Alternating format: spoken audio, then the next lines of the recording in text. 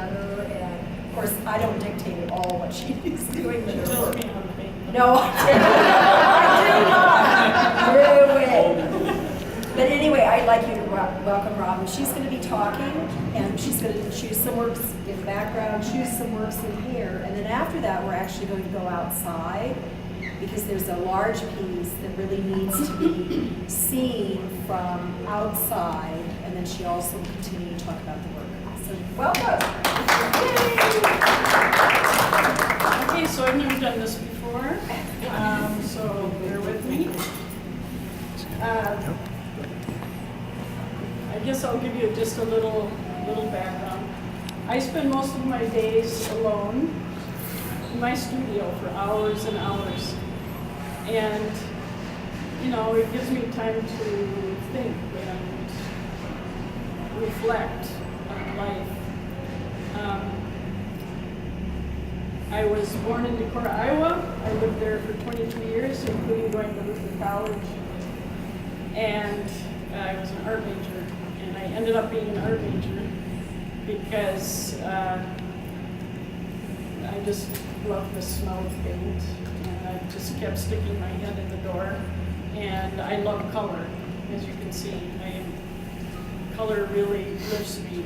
And so I was an art major, but I never at that time thought I could be an artist. I was in the middle of the pack, pretty much.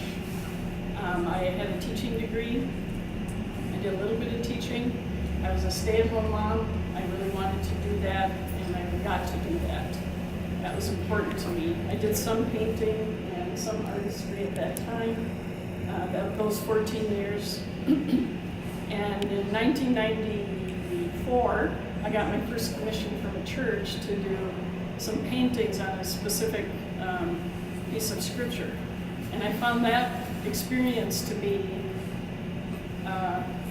so fulfilling because it had a deeper meaning to it, and that evidently is what lights me up.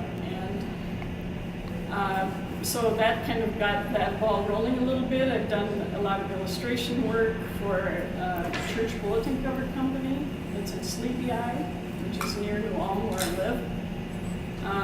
But in 2008, I was diagnosed with rheumatoid arthritis. This is a pivotal point in my life. That's why I'm sharing it. I was very, very sick by the time I was diagnosed. And I told the doctor I couldn't have that because I'm an artist and I need my hands. So this was a tough piece of news. And I was so ill that I really had given up painting at a certain point because I could only stand for 15 minutes to paint. It's a chronic illness that's pain and fatigue and weakness. But through medication and rest and other things that helped me to be healthy, I got better and better. And I was able to start painting again. And through that experience, I did a painting, an acrylic painting. I'd been a watercolorist for 30 years, almost 30 years. I did an acrylic piece, excuse me. And I remember calling John and saying, I just want you to know I'm feeling really joyful because I hadn't felt very joyful very much through that period. But I didn't quite know the tricks of acrylic. I didn't know how to build a painting in acrylic. It's different than watercolor. It's a different process. And so I found, I Googled a workshop, Minnesota artists, acrylic, blah, blah, blah, and I found a woman in Inver Grove Heights who was in her 70s, Lana Grove is her name, and I went to her workshop and it was fantastic. Every day she taught me all these different techniques. And the one thing she said at the beginning was, I find painting to be a very spiritual practice. And I thought, so do I. And we really kind of clicked. But I learned so much from her. And so these paintings come out of my experience and also what I learned from her about how to build a painting in acrylic. And I am so joyful and so intrigued and challenged by this kind of painting. The name of this show is The Suffering of Becoming.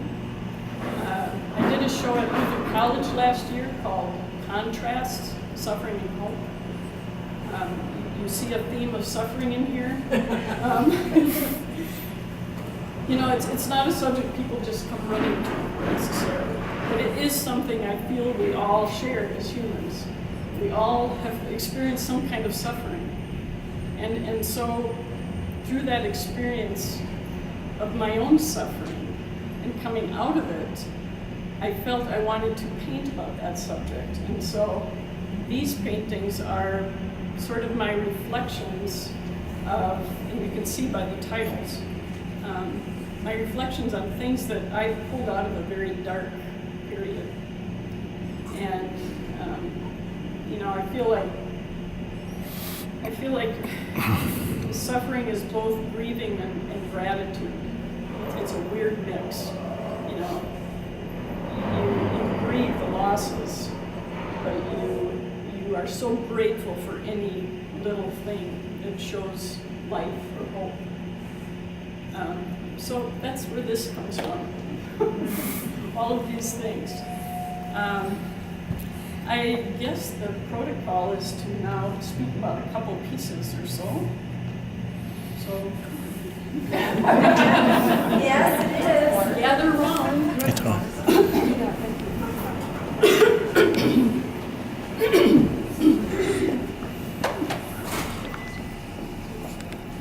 I don't know which one to pick. Yeah, does someone have any particular questions about a certain painting in this area? I do. Yes, ma'am. Tell me about really why you chose the chartreuse and the brown. I really, that just so intrigues me, the turquoise and the chartreuse and the browns. And I mean, how did that come to pass? So this type of painting is acrylic on watercolor paper. The beauty of acrylic for me, it's a water-based paint, like watercolor, is that you can build layers of transparent color just like a watercolor. So I start out with one color, in this case was probably a quin gold. So I do this, you know, I wet the whole thing, and then I texture it and I lift off so that there's some white showing underneath. Let that dry. Then I do another layer of color, probably blue. And I texture and lift and wipe off, and so I just keep building layers. And as I build layers, I start to look at it and see what's speaking, what's speaking to me. And I start to get a feeling. Sometimes I have an idea of the direction I want to go with the painting and what the meaning of it is, and other times I just dive in and I wait to see what comes. So this painting sort of starts out with the primary colors of yellow and blue. I guess I didn't use red in this one. Sometimes I use red. But you know, as far as choosing certain colors, you know, at the beginning, this painting to me reminded me of like the pictures you see from the Hubble telescope, like galaxies and the greater universe. And so a lot of times it sort of looks like that to me. But then on the other hand, it looks like the organic beginning of cells splitting. And, you know, so I think that I chose this color specifically because that color to me is life. It's green moss. It's kind of primal. It's a primal color. But sometimes I choose colors just because it balances. I mean, it artistically balances. So, I don't know, there's a lot of things running around in here. And a lot of it is just experimenting. And the other beauty of acrylic is I can lay a color down. I can lay a color down, and if it's still wet, I can wipe it off if I don't like it. You can't do that with watercolor. With watercolor, you think it all through first, and then you do it. So it's just a blast. It is just a blast. It's so fun. Um,